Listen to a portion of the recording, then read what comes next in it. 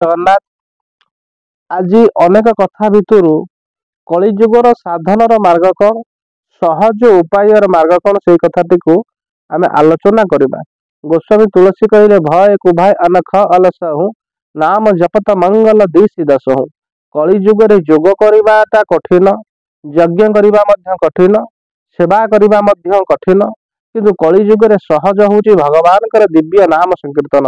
ରାମ ହରି କୃଷ୍ଣ ଗୋବିନ୍ଦ ଗୋପାଳ ଶ୍ରୀରାଧା ଶ୍ରୀକୃଷ୍ଣ, ଯେଉଁ ନାମଟିକୁ ଭଲ ଲାଗୁଛି, ଯେଉଁ ନାମ ସହିତ ଯୋଡ଼ି ହେଇଯିବା, ସେଇ ନାମକୁ ଜପ କରିବା ଦ୍ୱାରା ଆମକୁ ସିଦ୍ଧି ମିଳିଥାଏ, ସନ୍ତୋଷ ମିଳିଥାଏ ତଥା ଉନ୍ନତି ମଧ୍ୟ ହେଇଥାଏ।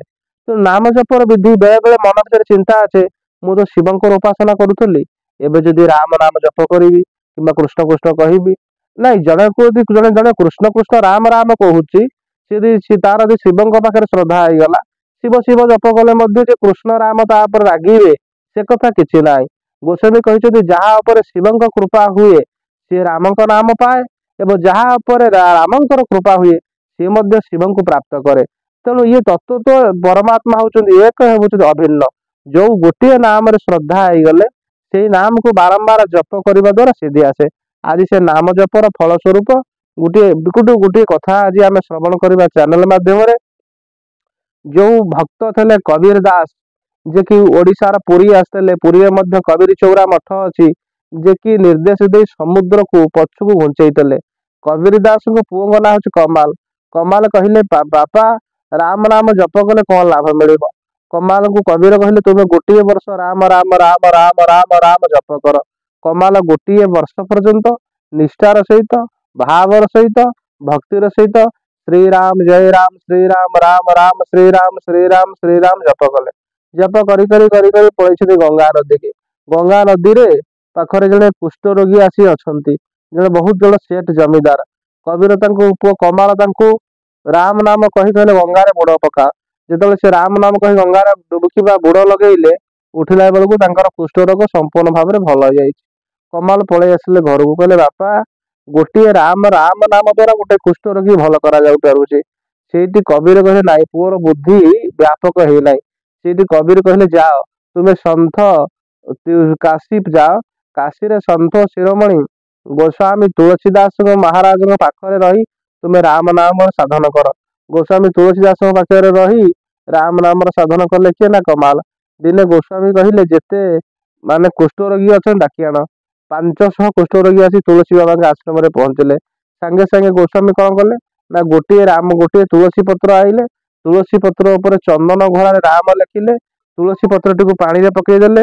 ତୁଳସୀ ପତ୍ରଟିକୁ ପାଣିରେ ପକେଇ ଦେଇ କହିଲେ ଯା କମାଲ, ଇଏ ତୁଳସୀ ଜଳ, ରାମ ନାମ ଲିଖିତ ତୁଳସୀ ଜଳକୁ ସବୁ କୁଷ୍ଠ ରୋଗୀ ମାନଙ୍କ ହାତରେ ଦେଇଦିଅ।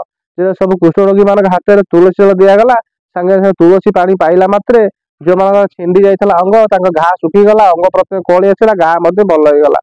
କମାଲ ପଳେଇ ଆସିଲେ, କହିଲେ ବାପା, ଗୋଟିଏ ରାମ ନାମ ଦ୍ୱାରା 500 କୁଷ୍ଠ ରୋଗୀ କୁଷ୍ଠ ରୋଗ ମୁକ୍ତ ହେଇପାରୁଛନ୍ତି। ସେଇଠି କବୀର କହିଲେ ଯାଅ, ତୁମେ ସନ୍ଥ ସୁରଦାସଙ୍କ ସେବା କରିବ।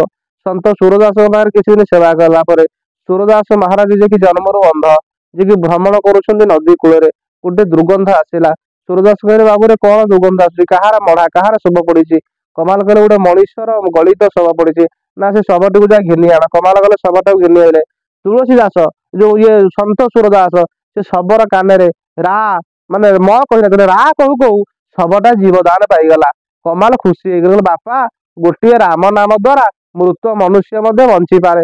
ସେଇଠି କବୀର କହିଲେ ଭ୍ରୁକୁଟି ବିଳାସ ସୃଷ୍ଟି ଲୟ ହୋଇ, ଯାହାଙ୍କର ଭ୍ରୁକୁଟି ବିଳାସ ମାତ୍ରେ ସୃଷ୍ଟି ଉଦ୍ଭବ ସ୍ଥିତି ସଂହାର ହେଇପାରେ, ଏମନ୍ତ ଯୋଉ ପରମାତ୍ମା ପରମ ପୁରୁଷ ଭଗବାନ, ତୁ ଏ ନାମର କଣ ମହିମା କହିବୁ? ରାମ ନଶ କହି ନାମ ଗୁଣ ଗାଇ। ରାମଙ୍କ ନାମରେ କେତେ ମାହାତ୍ମ୍ୟ ଅଛି, କେତେ ମହତ୍ଵ ଅଛି, ତାକୁ ନିଜେ ଭଗବାନ ଶ୍ରୀରାମ ମଧ୍ୟ କହିପାରିବେ ନାହିଁ। ନାମରେ ହୁଅ ଆଶ୍ରିତ, ନିରାକାର ନିରଞ୍ଜନ ଅଚ୍ୟୁତ, କେତକୀ ଫୁଲ ତା ସାନ୍ନିଧ୍ୟ ଲାଭ କର। ତେଣୁ ଆମେ ଯଦି, କିନ୍ତୁ ଜଣେ କହିବ ମୁଁ ବହୁତ ଦିନ ନାମ ଜପ କଲି କିନ୍ତୁ ନାମ ଜପର କିଛି ଫଳ ପାଇପାରୁନାହିଁ।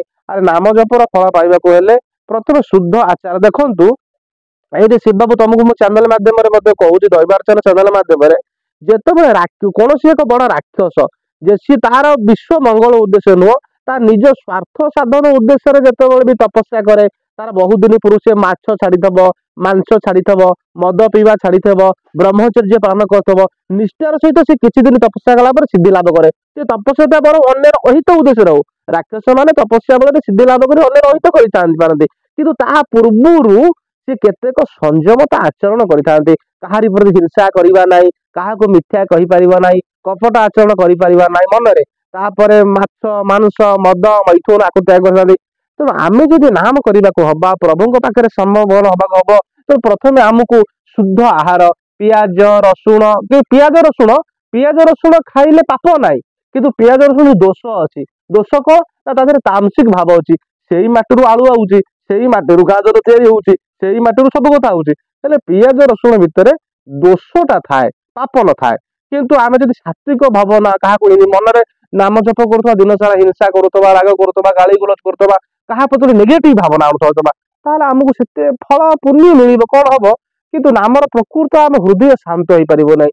ନାମ ଜପ କରିବା ଦ୍ୱାରା ପ୍ରଥମେ ଆମେ ଅନୁଭବ କରିବା, ପ୍ରଥମେ ସତ୍ ଖାଦ୍ୟ, ଯଦି ସାତ୍ବିକ ଖାଦ୍ୟ ଗ୍ରହଣ କରି ଗୁରୁମୁଖ ହେଇ ନାମ ଆମେ ଜପ କରିବା, ଦେଖିବା ଆମ ଭିତରେ ଗୋଟେ ଏମିତି ଶକ୍ତି ଆସିବ, ସହିବାର ଶକ୍ତି। ଲକ୍ଷେ କୋଟିଏ ଲୋକ ଆମକୁ ନିନ୍ଦା କରନ୍ତୁ, ଆମର ସ୍ୱତଃ ସହିବାର ସାମର୍ଥ୍ୟ ଆସିଯାଇଥିବ। କିନ୍ତୁ ଆପଣ ଯେତେବେଳେ ନାମ ଜପ କରିବେ, ଆପଣ ରାଗ ହିଂସା ଗୁଡାକ ଛାଡି ପଳେଇବ, ଭାଗିଯିବ। ଆପଣଙ୍କ ସଦ ଆଚାର, ସଦ ବିଚାର, ସଦ୍ଗୁଣ ବଢିବ। ଆପଣ ନିଜେ ଅନୁଭବ କରିବେ ଆପଣ ନାମ ଜପ ଦ୍ଵାରା କେତେ ଉପରକୁ ଉଠୁଛନ୍ତି। କିଛି ଏଠି କାହାକୁ କହିବାକୁ ପଡିବନି ସଜ୍ଜନ, ନିଜେ ନିଜେ ଆପଣ ଅନୁଭବ କରିବେ ନାମର ମାହାତ୍ମ୍ୟ କଣ। ତେଣୁ ହେ ସଜ୍ଜନ, ଆମେ ଶ୍ରୀରାମ ଜୟ ରାମ ରାଧା ବଲ୍ଲଭ ଏ ସବୁ ବର୍ତ୍ତମାନ ଦେଖୁଛେ ଖାଲି ନାମ ଜପ ସହିତ ସତ୍ସଙ୍ଗ। ଆମର ମନ ହଉଛି ଏଭଳି ଏକ ନିଚ, ମନ ହଉଛି ଏଭଳି ଏକ ଆଳସୀ, ସବୁବେଳେ ସେ ତଳୁକୁ ପଳେଇଯାଏ। ତେଣୁ ଆମ ମନକୁ ସବୁବେଳେ ସତ ଶାସ୍ତ୍ର ସହିତ, ସତ ନାମ ସହିତ ଯୁକ୍ତ ହବାକୁ ପଡିବ। ଫୋନ ମିଳିଛି, ଫୋନରେ ଆମେ ନାମ ଜପ କରୁଥିବା। କାଲି ମୁଁ ତାଲଚେରରୁ ଆସିଥିଲି, କିନ୍ତୁ ପ୍ରେମାନନ୍ଦ ମହାରାଜଙ୍କ ସତ୍ସଙ୍ଗ ଶୁଣିଥିଲି, ନିଦ ବି ହେଇଯାଇଛି ଗାଡିରେ, କିନ୍ତୁ ସତ୍ସଙ୍ଗ ଶୁଣିକି ଆସୁଥିଲି। ପ୍ରକୃତ ସତ୍ସଙ୍ଗ ଶୁଣିବା ଦ୍ଵାରା ମନ ଶାନ୍ତ ହେଇଯାଏ। ମନ ବିନୁ ସତ୍ସଙ୍ଗ ବିବେକ ନ ହୋଇ, ରାମ କୃପା ବିନୁ ସୁଲଭ ନ ସୋଇ। ପ୍ରଥମେ ଆମ ଭିତରେ ଦେଖିବା, ଆମ ଭିତରେ ଆମେ ନିଜେ ନିଜେ ଅନୁଭବ କରିବା, ନାମ ସାତ୍ବିକ ଖାଦ୍ୟ ଖାଇ ଯଦି ଆମେ ନାମ କୀର୍ତ୍ତନ କରିବା, ଖାଲି ସାତ୍ବିକ ଖାଦ୍ୟ ଖାଇଲେ ହବନି, ନାମ କରିବାକୁ ପଡିବ। ସାତ୍ବିକ ଖାଦ୍ୟ ଖାଇଲେ ଯଦି ମିଳିଯାନ୍ତା ପ୍ରଭୁ, ତାହେଲେ ଛେଳି ବି ମୁକ୍ତି ପାଇଯାନ୍ତା। ସେ ସାତ୍ବିକ ଖାଦ୍ୟ କଣ ପିପୁଳି ବି ଖାଉନି କି, ଜନ୍ଦା କଣ ଆଇଁଷ ଖାଉଛି? ତେଣୁ ସେ କଥା ନୁହଁ। ତେଣୁ ଆପଣ ଯଦି ମାନେ ସତ୍ ଖାଦ୍ୟ ଯଦି ଖାଇବା, ଯଦି ସାତ୍ବିକ ଭୋଜନ କରିବା, ତ ସେ ସାତ୍ବିକ ଭୋଜନ ସତ୍ସଙ୍ଗ। ଆମେ ନିଜେ ଅନୁଭବ କରିବା, ଆମ ଭିତରେ ଯୋଉ ରାଗିବା, କ୍ରୋଧ, ପରିବାରରେ ଆମେ ଟିକେ କଥାରେ ଚିଡି ଯାଉଥିବା, ସେ ରାଗଟା ଆମ ଭିତରେ କେତେ କମୁଛି, ଆମ ଭିତରେ ହିଂସାଟା କେତେ କମୁଛି, ଆମେ ନିଜକୁ ନିଜେ ଅନୁଭବ କରିବା।